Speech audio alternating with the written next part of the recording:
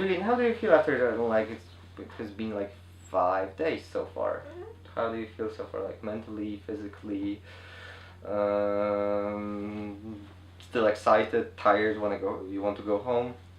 Yeah, so that's a good question. Yeah, been a lot of changes and adjustments made since we've come here, because this is an isolated, confined environment. Yeah. So having the Zen room as kind of this private space where you can have some alone time is really helpful.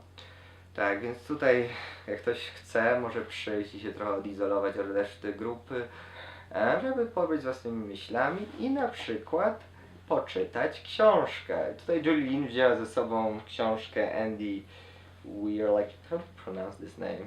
I think it's Andy Weir. Weir, yes. Yeah, like looks German, Weir. Which is called The Martian. And because we are on Mars, ponieważ jesteśmy na Marsie, postanowiłem tutaj pożyczyć tą książkę i poczytać i bardzo mnie wciągnęła. Polski tytuł Marsjanin, Andy Weir. You already read the whole book. I'm still in the middle, and I think it starts very dramatically, I must say, because he stays alone on the planet Mars. It's only 4 of us here, and we're not really on Mars, but still. Can you say something more about this book? Sure. So, as I was packing for my trip here, I asked my friends, what they would recommend for me to take to Mars. And one of my friends, Matthew Potter, said, "Oh, you should take Andy Weir's book, The Martian." He became very highly recommended.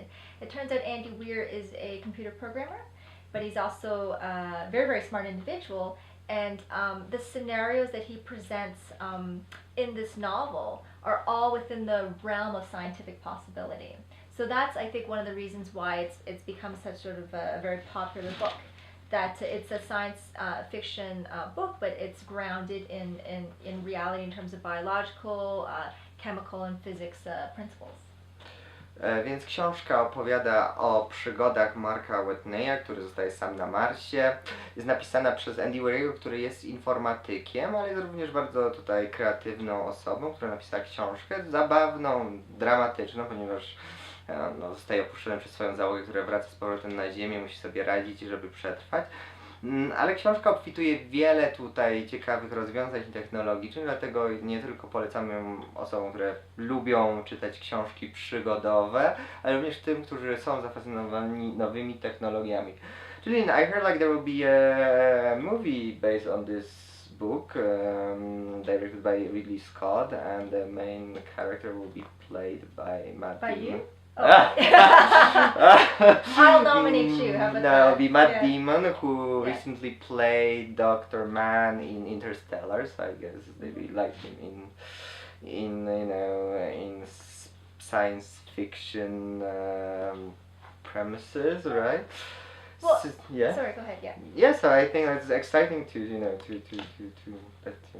I think what's really interesting is that you're now starting to see a trend in Hollywood cinema in which directors are actually taking the time and effort to make their science fiction films as scientifically realistic as possible. So, for example, Interstellar, the executive producer was a retired Caltech physicist who advised on the film. Exactly. So it's really exciting to see that, a Hollywood sort of, A-list, studio with a director is attached to a book that's, been extraordinarily popular because of its scientific accuracy. So that's something that's really exciting for me, someone who cares about science, the media, and education, that they're all converging together to educate people about science. Tak, więc książka zostanie prawdopodobnie, to znaczy z tego co słyszałem, są przygotowane zdjęcia będzie kręcony przez Ridleya Scotta, w głównej roli będzie Matt Damon, który niedawno zagrał w filmie Interstellar złego doktora Manna.